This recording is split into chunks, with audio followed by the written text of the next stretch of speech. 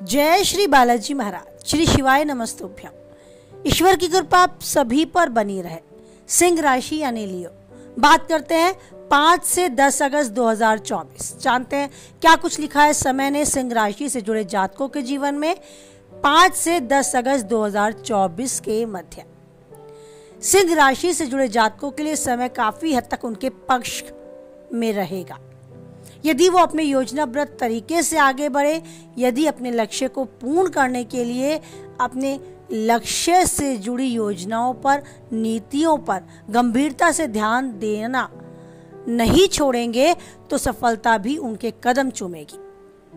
ये समय आपको हर कदम पर सफलता और सम्मान की प्राप्ति के योग दिखाता है। बस आपको अपने काम पर फोकस करना होगा। कार्य क्षेत्र में आपके काम का डंका बजेगा, आपकी वाहवाही होगी। इष्ट मित्रों के सहयोग से आपकी अधिकतर योजनाएं सफल होती आपको नजर आएंगी और आपके यश में भी वृद्धि होगी। लंबी दूरी की यात्रा संभव है। यात्रा सुखद और नए संपर्कों को बढ़ाने वाली साबित होगी। इस दौरान सत्ता सरकार से जुड़े किसी वरिष्ठ व्यक्ति के सहयोग से लंबे समय से अटके हुए काम भी पूरे होंगे। कुल मिलाकर ये समय आप पेशेवर जीवन जीते हैं तो भी बढ़िया जाने वाला है। यदि आप विदेश में अपने करियर या कारोबार को प्रयासरत करना चाहते हैं तो उसकी तरफ, उस दिशा में बढ़ाए गए कदम भी सफलता देंगे आपको।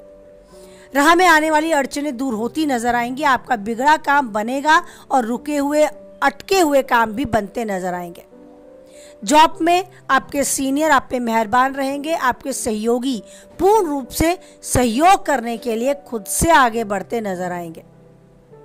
आपको घर और बाहर दोनों जगह पर अपने शुभ चिंतकों का सहयोग और समर्थन मिलता हुआ नजर आएगा। यदि गलतफहमी के चलते किसी के साथ आपके रिश्तों में खटास आ गई थी तो किसी वरिष्ठ व्यक्ति के मध्य से वो खटास दूर होगी। रिश्तों में फिर मधुरता आएगी। आपके संबंध एक बार फिर से सामान्य होते आपको नजर आएंगे। प्रेम संबंध में अगर आप जी रहे हैं तो उसमें मजबूती आएगी। आपका प्रेमी आपकी भावनाओं की बहुत अच्छे से कदर करेगा। ये समय आपके साथ जीने के लिए भी खुद को समय देगा। खुद से आपके साथ 2 कदम आगे बढ़ने के लिए तैयार रहेगा। यदि लंबे समय से भूमि भवन के क्रय विक्रय यानी खरीदने या बेचने की योजना बना रहे थे तो ये समय आपकी मनोकामना पूर्ण करके जाएगा। आपको इस सौदे में खासा लाभ भी होगा।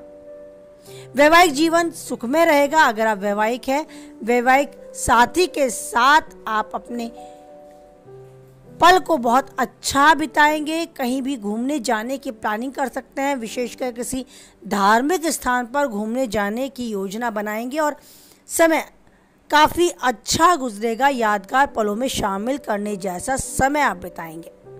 पारिवारिक जीवन भी खुशमय रहेगा। ये समय आपको राहत और सुकून देके जाएगा। घर के बड़े छोटों के बीच में सहयोग, प्रेम मजबूत होता देखेगा। अपने विचारों को स्वतंत्र रूप से रखने की आपको छूट होगी। आप देखेंगे कि हर तरफ से आपके विचारों का स्वागत हो रहा है, आपकी बातों को माना जा रहा है, अहमियत मिल रही है। घर में एक हलचल, एक खुशी का माहौल होगा।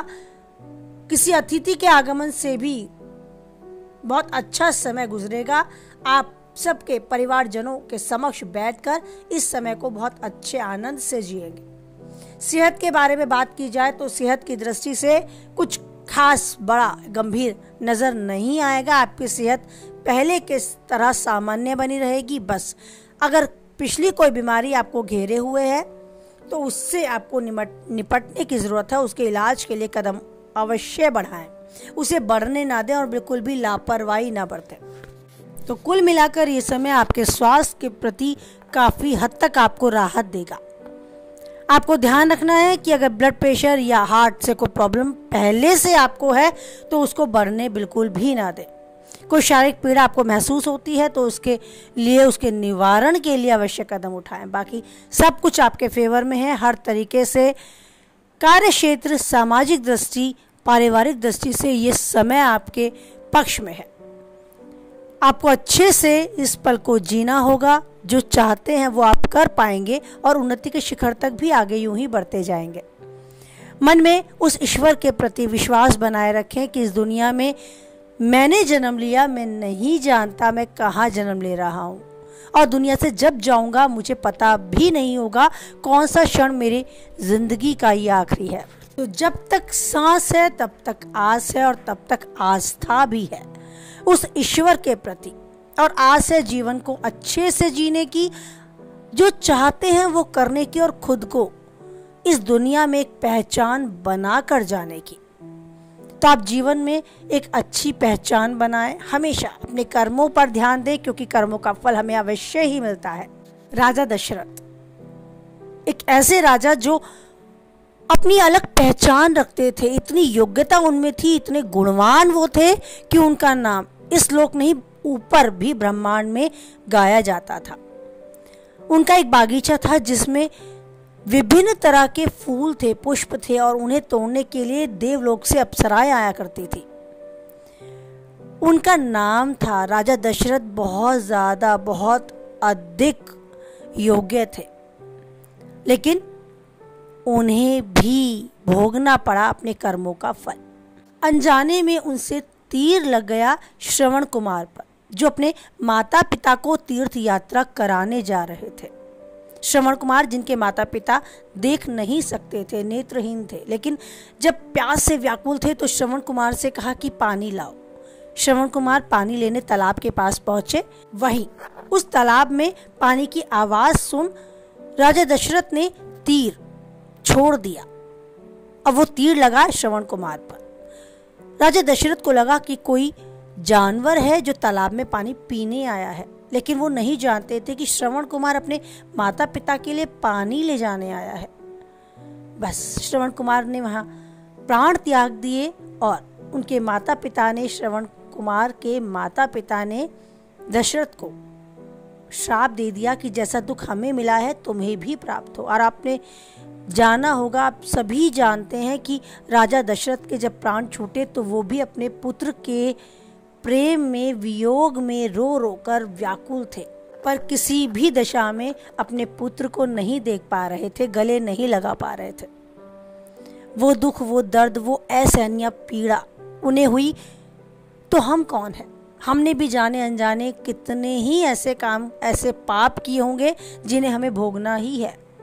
बस आगे हमसे ऐसा कुछ ना हो, ईश्वर हमारा साथ दे, हमारे द्वारा किसी का मन ना दुखे, हम किसी के श्राप को ना पाए, हमें दूसरा, हमें सामने वाला हमेशा दुआएं ही दे, ऐसे कर्म हमारे रखे।